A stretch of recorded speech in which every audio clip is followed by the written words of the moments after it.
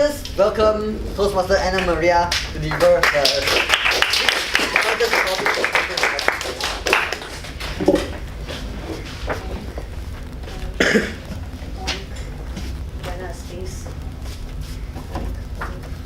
Sorry, visual aids. Gotta prepare.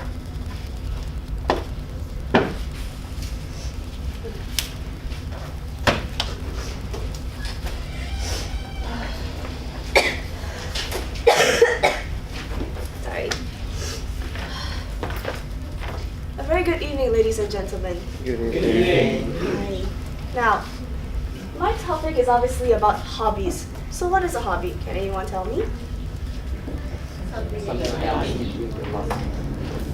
Yeah, we got roughly the same idea. It's something that you do during the free time, and no one's telling you to do it. You're doing it on your own accord, and it's usually not the main thing you're doing.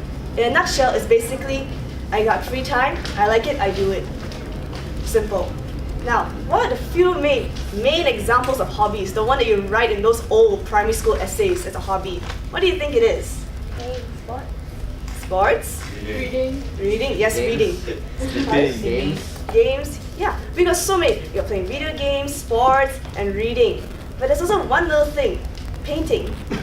As a kid, have you always doodled? Doodle as in with a crayon. You drew on things, you drew in your old buku catatan, those leftover exercise books from your primary school. Now, this is a general definition of my hobby is drawing, my hobby is painting. But in the end, it's just art, wouldn't you agree? So what is art? And I'm going to use the widely accepted philosophical term for it in a nutshell. Okay, it's very simple. Basically, art in and of itself is a form of visual art, which can manifest itself in the form of photography, paintings, and even graphic art you see in digital art. But it can also come in many other shapes and sizes. For example, dancing, reading, the literature that you read. Art is everywhere if you think about it. Even the way someone designs a school bag is art. Now, everybody says hobbies are good for you. Hence, that's why it's not just a hobby. Now, let's focus on this art part. I'm going to focus on what's so good about art? Relaxes, it's therapeutic. It is also a way to boost creativity and problem solving. Because let's face it, once you make that mistake with watercolor, you ain't going to be rubbing that. You ain't going to erase that. So it's problem solving and also fine motor skills. Hence, you're able to draw things with very fine details. But these are the spinal cord level of saying what's good about art. It's very basic in a sense. It's general. Everybody knows about this through scientific research. But I feel art should be something that should be explained of itself. Art. It should be explained in the eyes of an artist.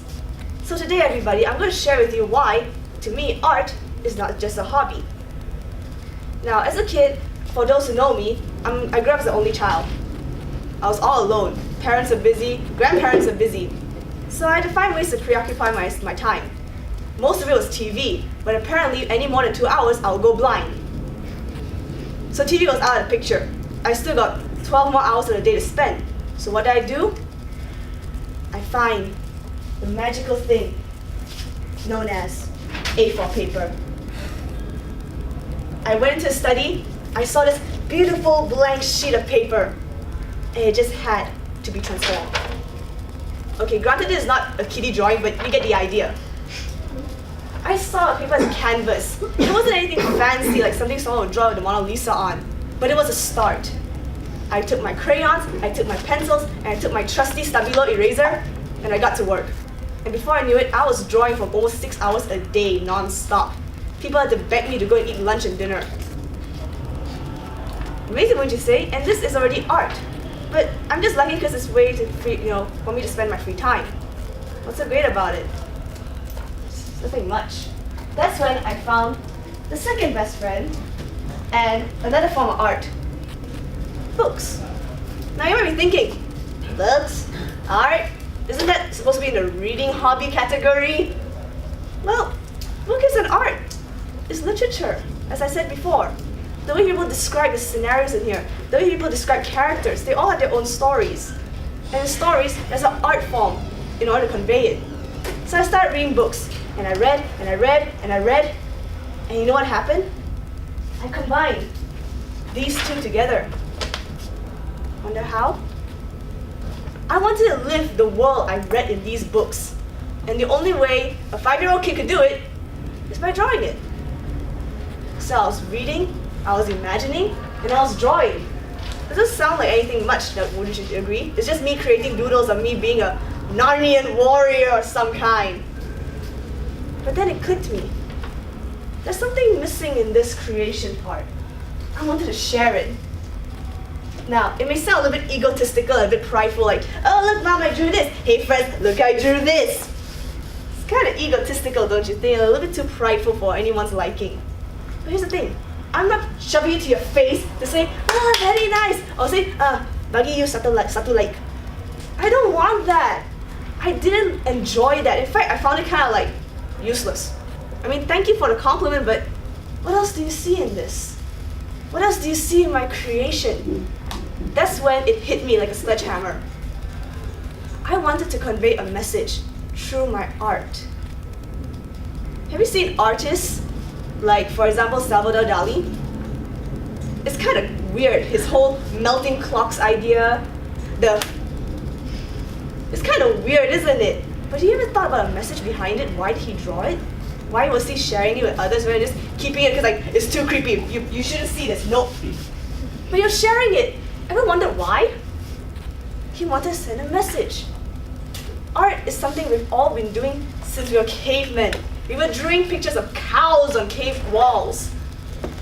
And yet it continued all the way to this day where you see CGI effects in movies. Now, I'm going to give you guys an example to see how this message works and why it means so much. Take a look at this lady here. Ooh la la.